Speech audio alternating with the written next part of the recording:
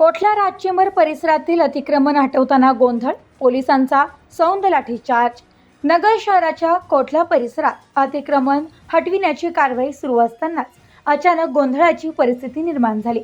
Police उपाधीक्षक अमोल भारती यांच्या मार्गदर्शनाखाली सुरू असलेल्या मोहिमेला विरोध करत काहींनी पोलिसांना अडवण्याचा प्रयत्न केला। परिस्थिती बिघडू नये म्हणून पोलिसांनी चार्ज करत जमावाला तितक्याच तीव्रतेने मागे हटवलं। ही कारवाई तोफखाना पोलीस स्टेशनचे निरीक्षक आनंद कोकरे यांच्या देखरेखीत पार पडली। प्रशासनाचं स्पष्ट मत आहे की कायदेशीर मोहिमेमध्ये अडथळा आणणाऱ्यांवर कारवाई केली जाईल। कोठल्या या घटनेमुळे आता शहरात कायदा आणि शिस्त कायम ठेवण्यासाठी प्रशासन कडक पावलं उचलणार असल्याचे संकेत मिळाले आहेत। Bureau report, news today 24, Ahilyanagar.